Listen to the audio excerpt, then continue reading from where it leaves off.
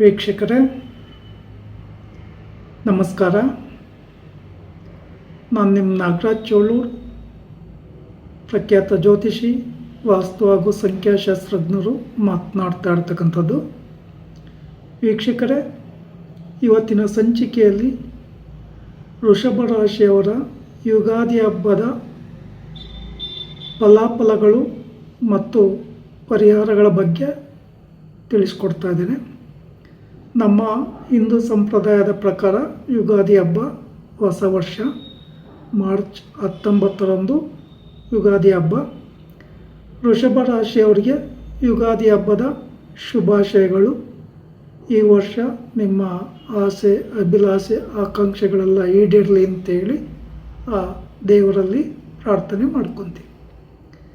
ಈ ವೃಷಭ ರಾಶಿಯವರಿಗೆ ಟೈಮ್ ತುಂಬ ಚೆನ್ನಾಗಿದೆ.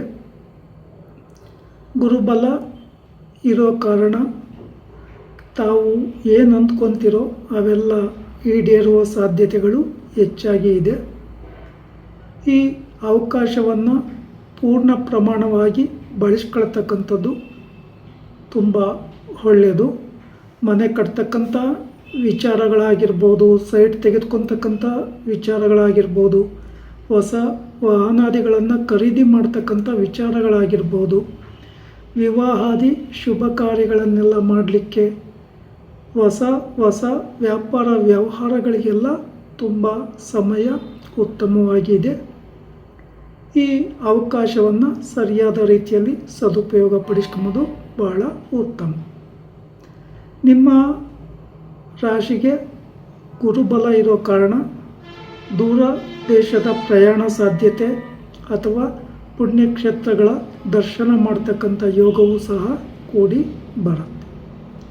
ಆದರೆ ನಿಮ್ಮ ರಾಶಿಗೆ 4ನೇ ಮನೆಯಲ್ಲಿ ಕೇತು ಇದ್ದು 10ನೇ ಮನೆಯಲ್ಲಿ ರಾಹು ಇರೋದ್ರಿಂದ ನಿಮ್ಮ ವಿಚಾರಧಾರೆಗಳಿಗೆ ಕುಟುಂಬದಲ್ಲಿ ಸ್ವಲ್ಪ ಸಹಕಾರ ಸಿಗೋದು ಕಷ್ಟ ಸಾಧ್ಯ ಆಗುತ್ತೆ.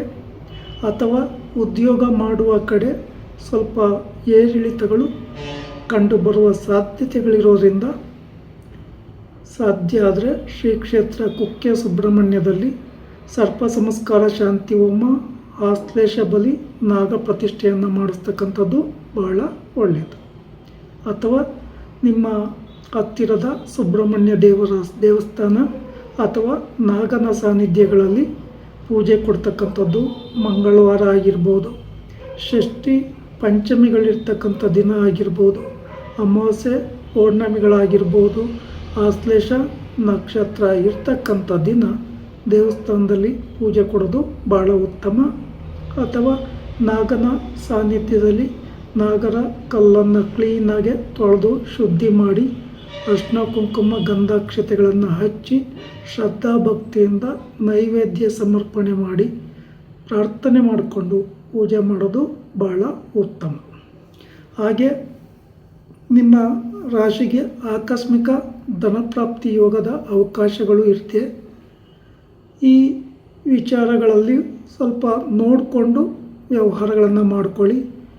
ದೊಡ್ಡ ಮಟ್ಟದ ಹಣಕಾಸಿನ ವ್ಯವಹಾರಗಳನ್ನು ಮಾಡ್ತಕ್ಕಂಥ ಸಂದರ್ಭದಲ್ಲಿ ಅಥವಾ ನಿಮ್ಗೆ ಯಾರಾದರೂ ಹಿರಿಯರು ನಾವು ಸಹಾಯ ಮಾಡ್ತೀವಿ ಅಥವಾ ನಿಮ್ಮ ಜೊತೆ ಪಾರ್ಟ್ನರ್ಶಿಪ್ ಆಗ್ತೀವಿ ಅಂತ ವ್ಯಕ್ತಪಡಿಸಿದರೆ, ಅಥವಾ ನಿಮ್ಮ ವ್ಯಾಪಾರ ವ್ಯವಹಾರಗಳಿಗೆ ಸ್ನೇಹಿತರು ಯಾರಾದರೂ ನಾವು ಜೊತೆ ಆಗ್ತೀವಿ ಅಂತ ಬಂದಂಥ ಒಂದು ಸಂದರ್ಭದಲ್ಲಿ ಈ ವಿಚಾರಗಳ ಬಗ್ಗೆ ನೋಡಿಕೊಂಡು ಸರಿಯಾದ ನಿರ್ಧಾರಗಳನ್ನು ತೆಗೆದುಕೊಳ್ಳೋದು ಬಹಳ ಒಳ್ಳೆಯದು.